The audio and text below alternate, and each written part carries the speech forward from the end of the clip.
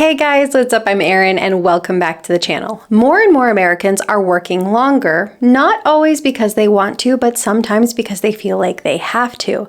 And once you hit full retirement age, it can be very tempting to claim Social Security even if you're still working. After all, at that point, you don't have to worry about the earnings limit. You get your full benefit without any sort of reduction, no matter how much you're earning, and you can use this extra money to pay off debt or boost savings. But here's the real question. Is claiming while you're still on the job a smart move, or could it end up costing you in the long run? Today, I'm going to walk through a real viewer's situation so we can look at both sides of the decision. Now keep in mind, I don't have every detail of this situation. Rather, this video was inspired by a comment that was left on one of my videos. And if you know me and you know this channel, you know I love doing a good walkthrough. I love examples because I feel like we all have such different circumstances. It's helpful to see all these different examples. The more situations we see, the easier it is to see pieces of our own story within these situations, and then the easier it is to make your own decisions about your own retirement with clarity and confidence. So let's use a real-life inspired example to bring this to life. Our viewer shared that he is currently at full retirement age. Single, we're going to put his age at 67. He's still working full-time, earning a salary of about $110,000 a year. On top of that, he's already claimed Social Security at his full retirement age, which gives him a benefit of $3,100 a month, or $37,200 for the year. But after taxes, it's about $2,500 a month that actually hits his bank account. Altogether, his gross inflows today come to around $147,000 per year. Now, once he retires, he will also have a pension kicking in, about $1,200 a month or just over $14,000 a year. That's not part of his income picture today, but it is important to keep in mind for his eventual retirement income. Now, as far as savings and investments, here's where he stands today. He has a $215,000 balance in a traditional 401k, and currently he's contributing 5% of his salary, about $5,500 a year. And once his Roth IRA is maxed out, he redirects another $5,000 into this 401k. That brings his total 401k contributions to about $10,500. Currently, his Roth IRA has a $10,000 balance. He's committed to saving $250,000 per week here, which gets him to the annual cap of $8,000 for the year. The traditional limit on an IRA is $7,000 in 2025, but for those who are 50 and older, they're eligible for an additional catch-up contribution of $1,000, putting that limit at $8,000. Once he's maxed out this account, he redirects additional funds, that $250 a week, to his traditional 401k.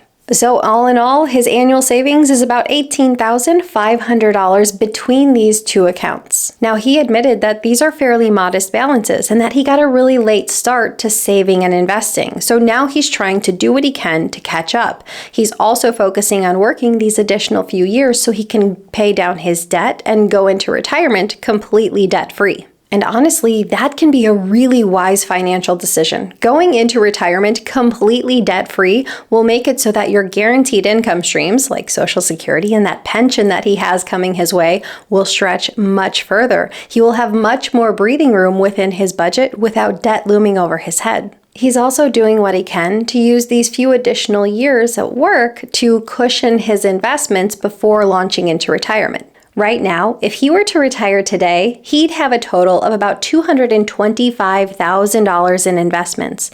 And if we were to apply a 4% withdrawal to that, that would only provide about $9,000 of income on an annual basis. Now, while I love the idea of paying off debt aggressively and saving and investing as much as you can in those few short years right before retirement, we have to talk about Social Security because while he is at full retirement age, there are some consequences to claiming at this time and continuing to work. The good news is, since he's full retirement age, he can earn as much as he wants without it affecting his benefit. He gets his full benefit regardless of his income. But let's take a moment to talk about the trade-offs of claiming Social Security right now at full retirement age and continuing to work. Because no matter what choice we make in life, there are always trade-offs. And here in this situation, one of our biggest issues is taxes. With a higher income, that drives your provisional income higher, and that determines the portion of your Social Security that is subject to tax. In this case, with a salary of $110,000 on top of Social Security benefits, that's going to land his provisional income in the highest range, meaning 85% of his Social Security benefits will be taxable.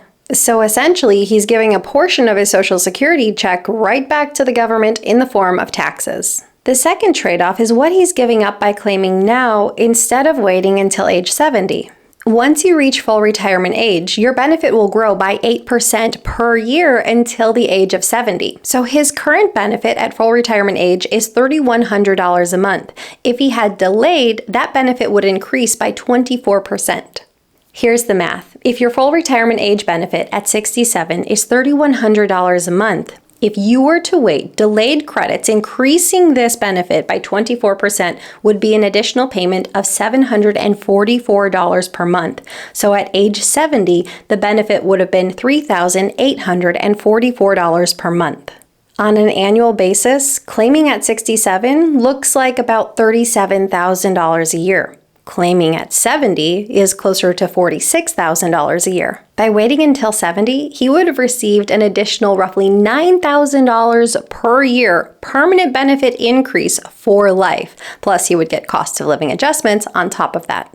There's also another wrinkle that we have to talk about, and that is the new OBBB Senior Bonus Deduction. For those age 65 and older, there's a temporary bonus deduction of $6,000, but it isn't automatic. It's tied to your income. For single filers, the deduction starts phasing out once your income goes over $75,000 and is completely gone by $175,000. The reduction is 6 cents for every dollar over the threshold. In our viewer's case, with a salary of $110,000 and Social Security benefits of over $37,000 on top of that, that makes his provisional income high enough that 85% of his Social Security benefits are subject to tax.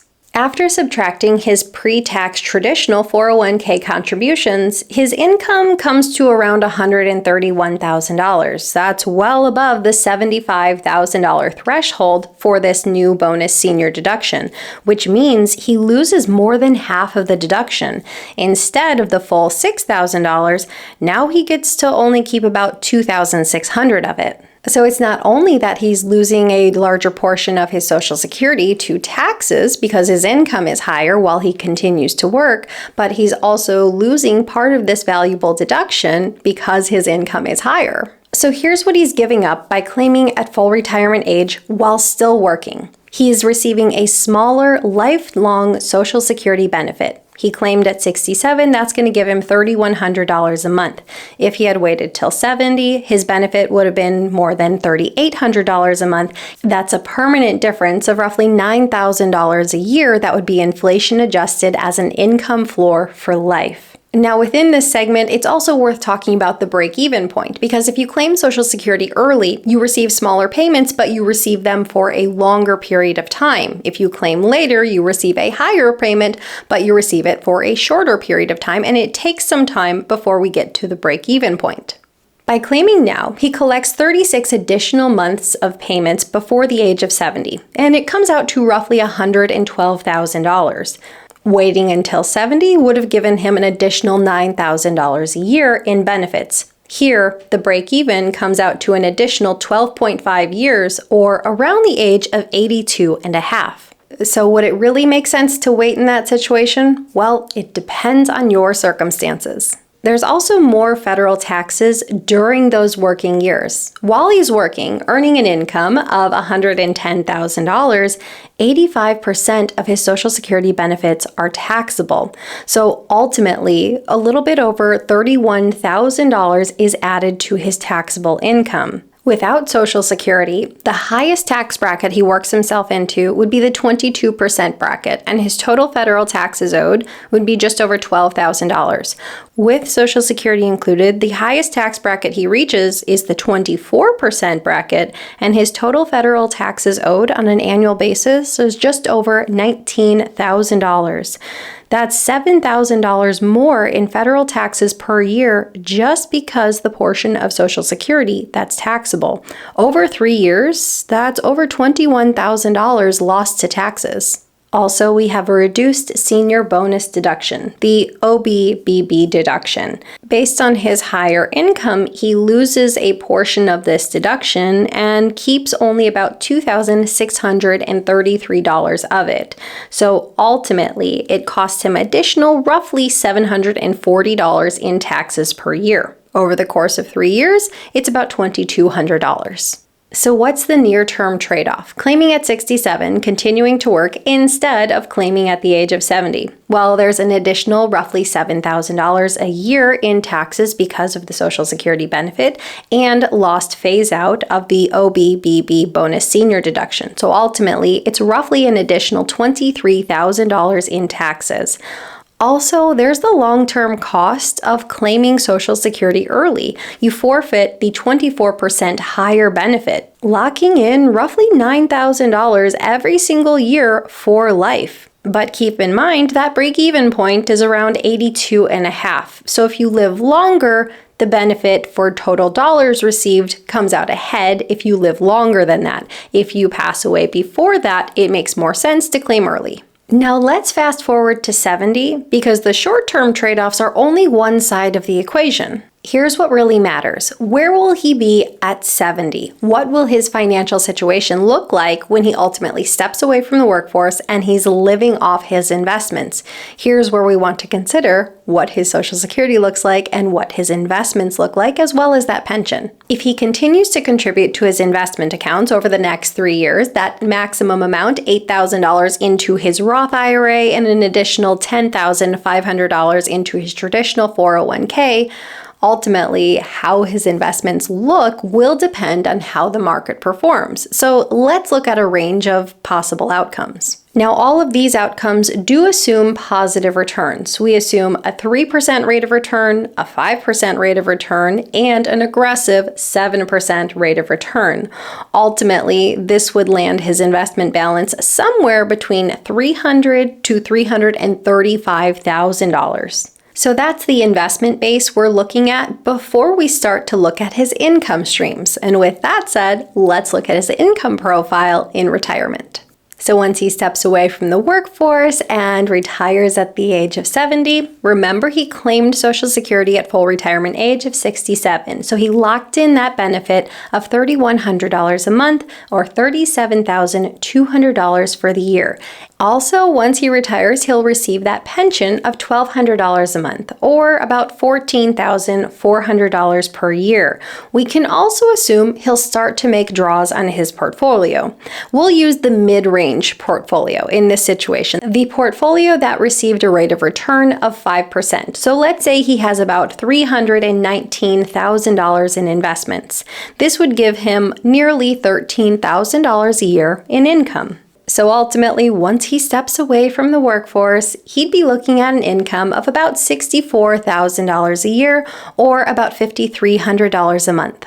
Now remember, our individual wasn't just working these additional years to pad his investments. Yes, that's a bonus, but he was also working during this time to pay off debt. And going into retirement completely debt-free can put you in a very strong financial position. It makes it so the income that is coming into your household is truly yours. Now, we don't have the details on the day-to-day spending for this individual, but going into retirement completely debt-free and with a solid income of about $64,000 a year, that might be enough to support the lifestyle that he's looking for. We don't know. The good news here, on top of being debt-free as he steps into retirement, he'll also have an additional $100,000 in his investments. That's a great cushion, and that can bring you additional peace of mind in retirement. So let's break down the pros and cons of this approach. We'll start with the pros. Number one, we've discussed it already, being debt-free in retirement. Going into retirement without any debt looming over your head is one of the biggest financial wins you can give yourself. It lowers your fixed expenses. It makes it so that interest isn't working against you. It makes it so that your Social Security, your pension, or any draws you make on your investments are yours to work with. Here we have really strong cash flow while continuing to work. While he's still on the job and earning his salary of $110,000 a year and claiming the additional $37,000 a year or so in Social Security benefits, this is giving him a really strong income. This should allow him to pay off his debt. This should allow him to aggressively save and invest and pad those investments before launching into retirement. This can put him in a very strong situation if he uses this income wisely. Psychological security. For many people, having that Social Security check in hand today is more valuable than waiting for a higher benefit down the road. This is income that they can see, that they can feel, and that they can count on. And that can give you a great sense of confidence in your future, knowing that you're putting this income to work today. Retirement income diversification. By the time this individual gets to retirement, he will have that three-legged stool. He will have Social Security, he'll have a pension, and he'll have income from his investments. This can put him in a very strong position where he's not too heavily reliant on any single income stream, and this can really create a smooth income ride. And finally, portfolio growth cushion. Using these additional years and contributing heavily to his investments, this individual might be able to take his portfolio from where it stands today, around $225,000, and grow that portfolio to $300,000 or maybe $335,000. It really depends on how the market performs. But going into retirement with an additional cushion in your investments, that can be life-changing. That can be something that covers an emergency if it pops up. It can be something that allows you to leave a legacy to your children. It gives you options. Let's also talk about the cons or the trade-offs of this approach. Number 1, there are no delayed retirement credits. By claiming at the age of 67 rather than 70, he locks in a lower benefit for life, and the difference here is about $9,000 of inflation-adjusted income. So ultimately, he lowers his income floor in retirement. Now, there is a break-even point that we want to consider, but he does lock in a lower monthly benefit. He experiences a higher tax burden while working. With a $110,000 income and claiming Social Security, that puts his provisional income into the category where 85% of his Social Security benefits are taxable. So that means a portion of his Social Security check circles right back to the IRS. As with everything, there's opportunity cost. Yes, the Social Security checks help accelerate debt payoff, but that comes at the cost of a permanently smaller benefit. Once you claim, there's no do-over. He essentially is trading a larger future guaranteed inflation-protected income stream for near-term cash flow. Also, longevity risk.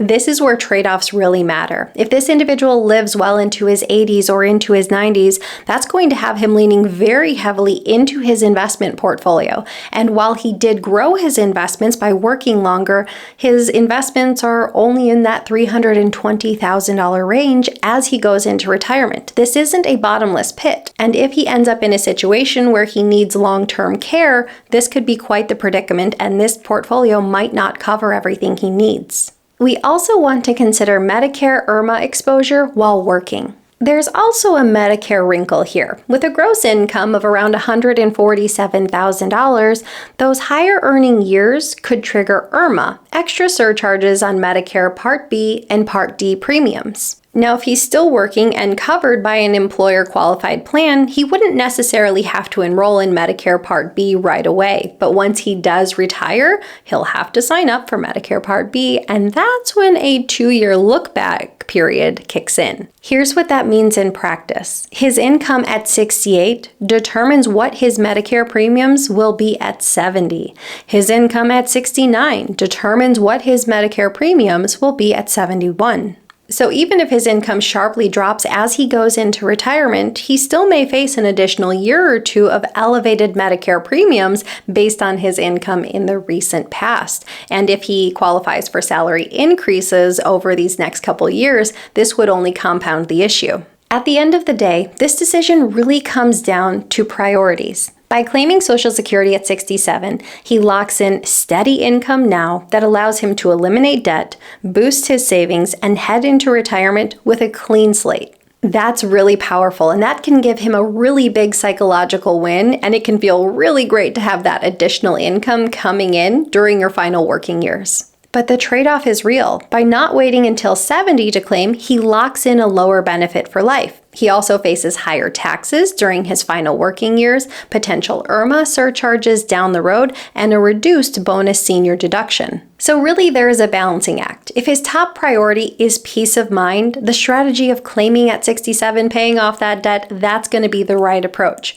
However, if his strategy is maximizing income, the strategy of delaying claiming until 70 would be the smarter choice, but it depends on what you're looking for. Either way, the key takeaway is that there's no one-size-fits-all approach. What you need to do is know your numbers, know your trade-offs, and then you can make your decisions with confidence. So what are your thoughts? Leave them in a comment down below. I post new videos every single week. If you got anything at all out of this one, please give it a like. If you're new here, please consider subscribing, or if you know someone who might get something out of this type of content, please consider sharing. I'll see you soon.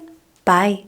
Our own. I didn't like that. That was rambling all over the place. That's nart. That's nart.